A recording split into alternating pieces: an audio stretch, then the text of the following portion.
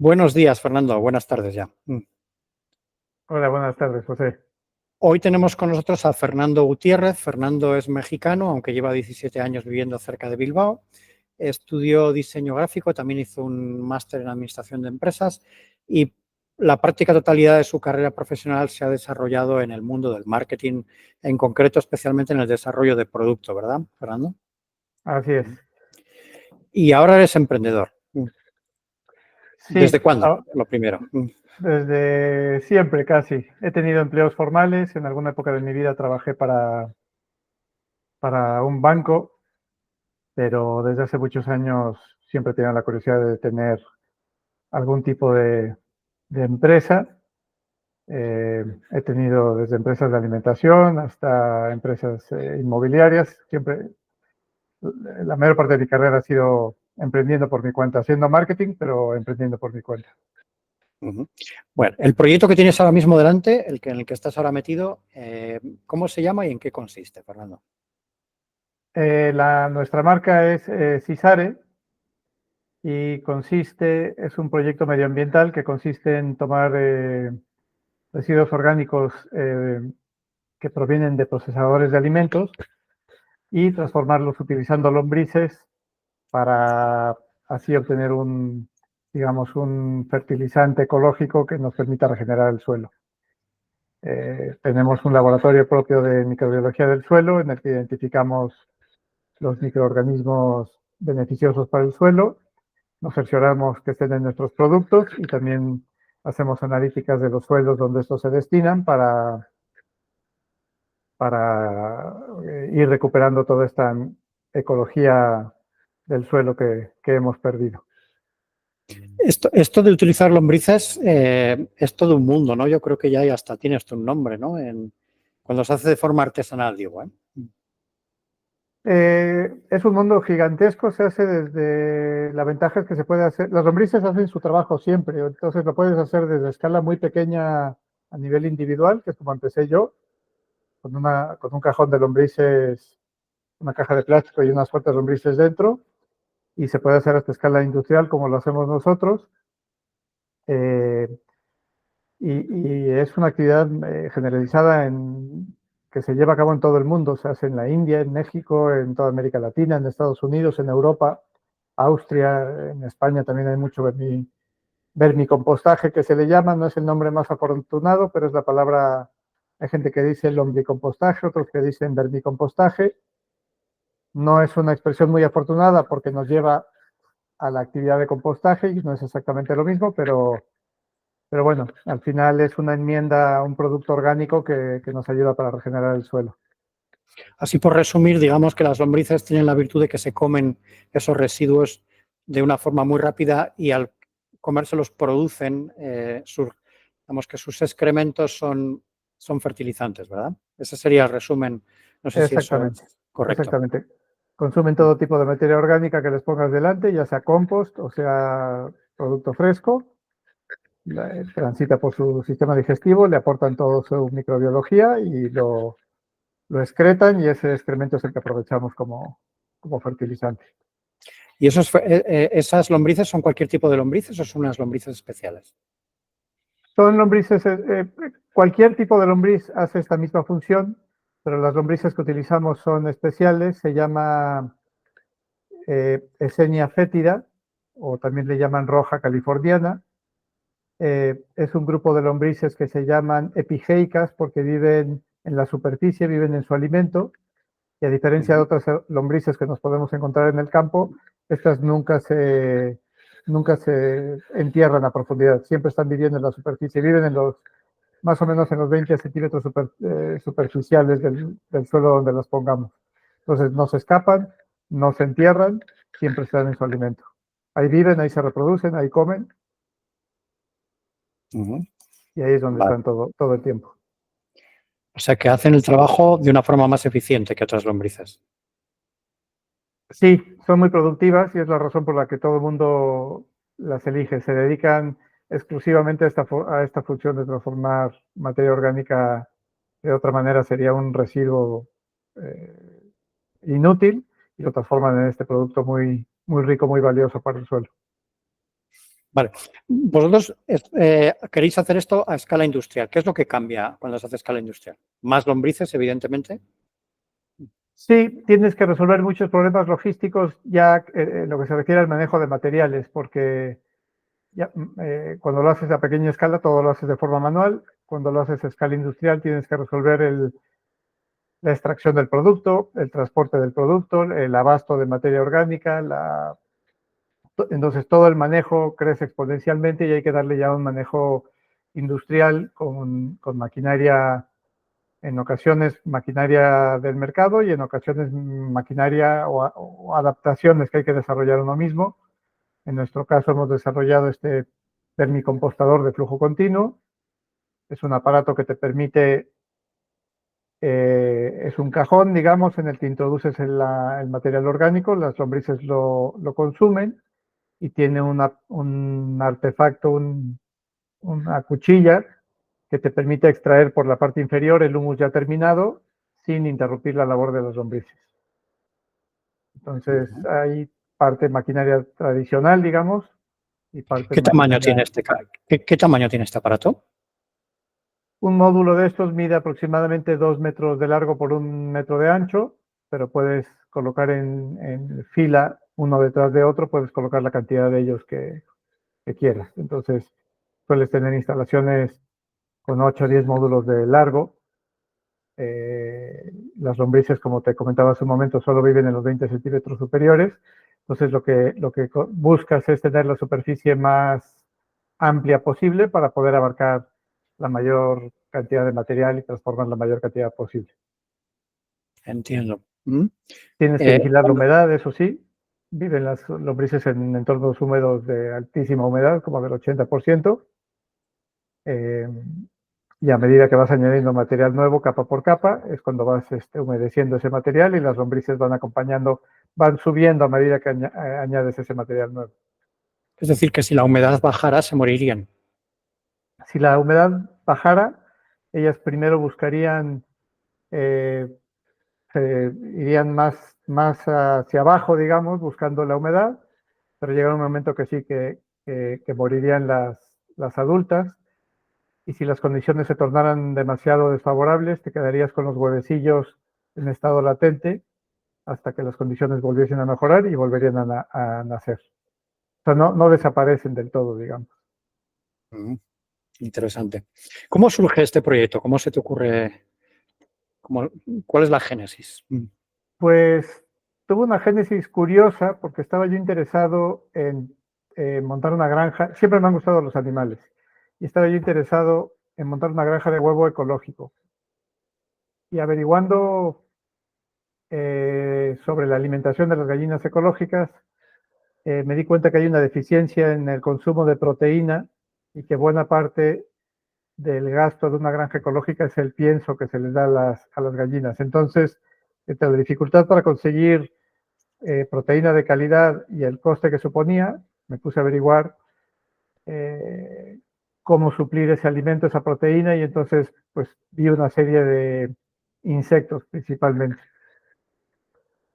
Buscando esta proteína me encontré con las lombrices y empecé a aprender sobre esta facilidad que tienen asombrosa para transformar material orgánico, y entonces dándome cuenta que tenemos un problema gigantesco de residuos en general y en concreto de residuo orgánico, y que tenemos esta herramienta natural para transformarlo en fertilizante y resolver otro problema, que es los suelos que los tenemos totalmente desprovistos de vida.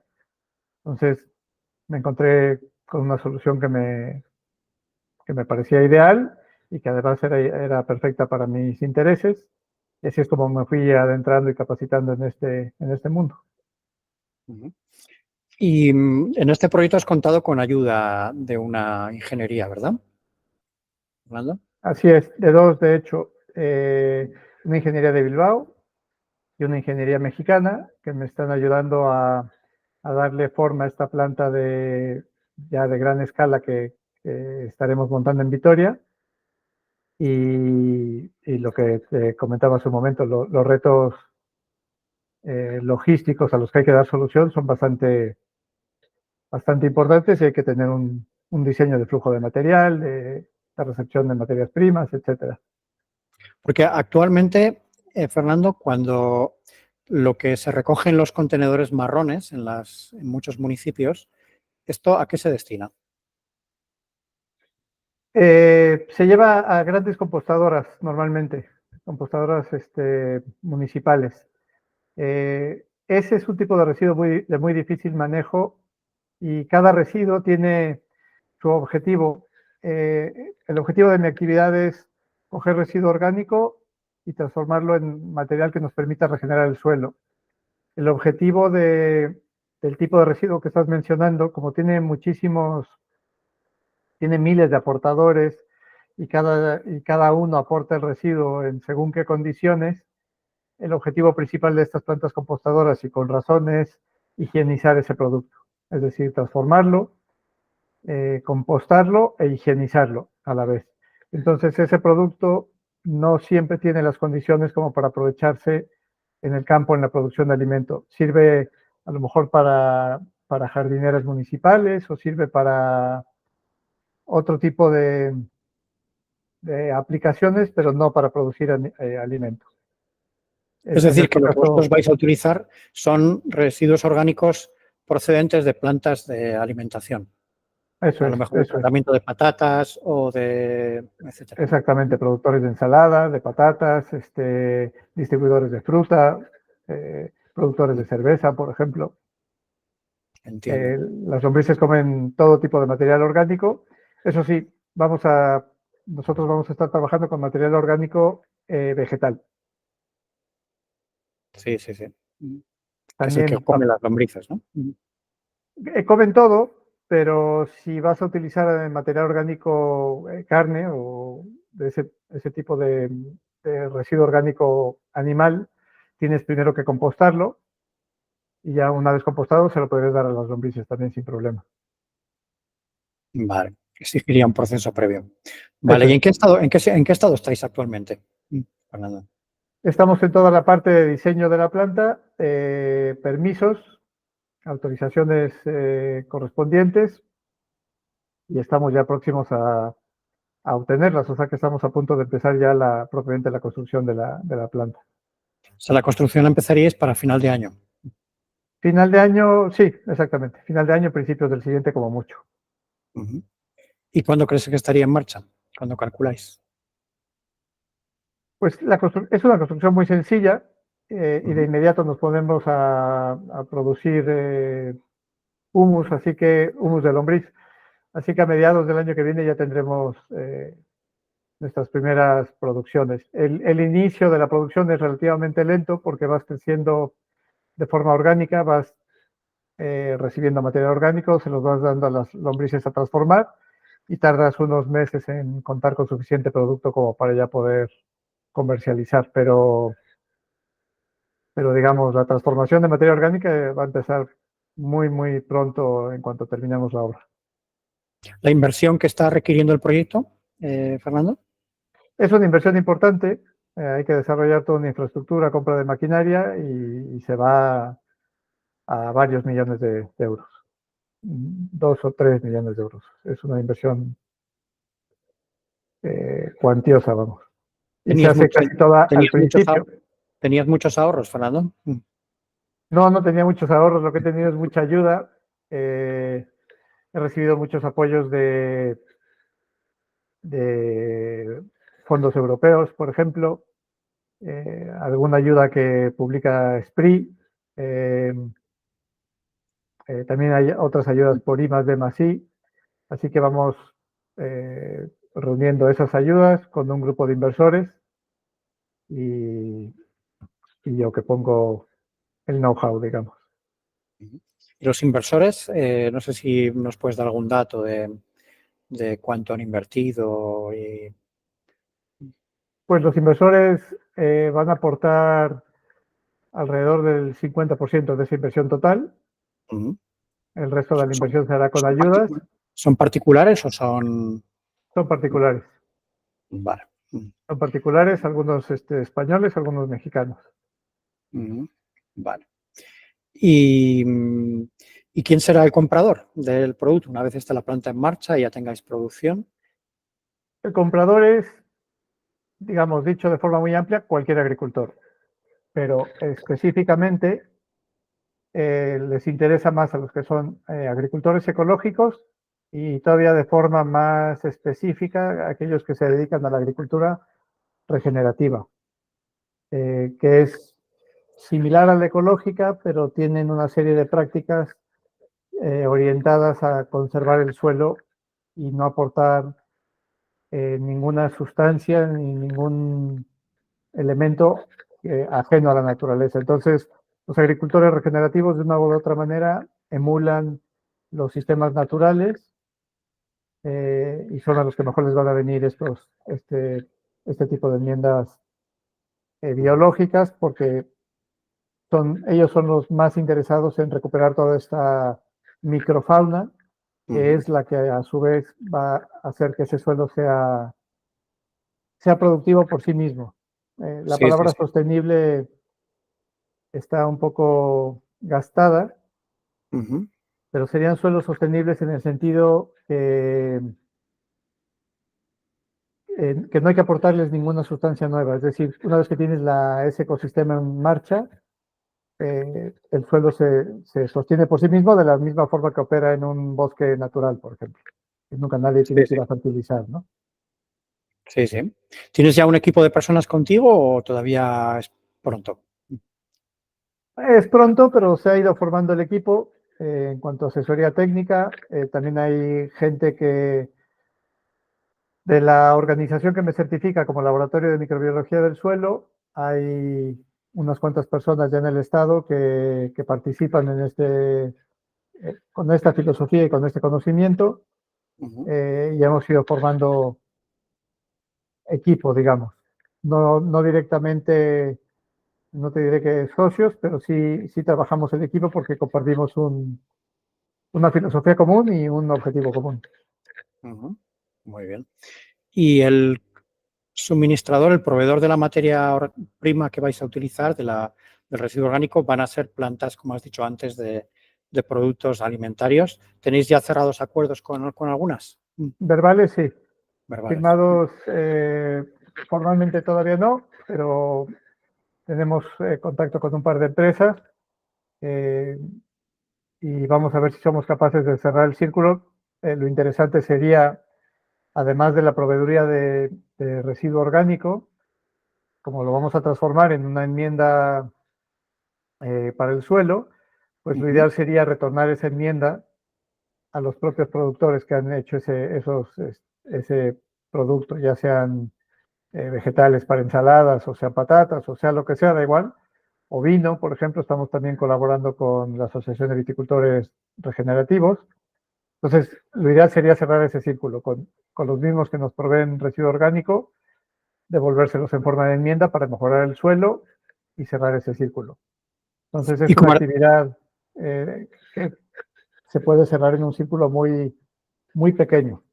Ujú. Y comercialmente, esos acuerdos implican que, porque esto, como es algo que desconozco, no sé si el que paga es el que compra la materia orgánica o el que la entrega, porque también el que la entrega tiene una ventaja de que no tiene que pagar para deshacerse de ella, ¿no? Entonces ahí no me queda Exacto. claro cuál es el acuerdo comercial.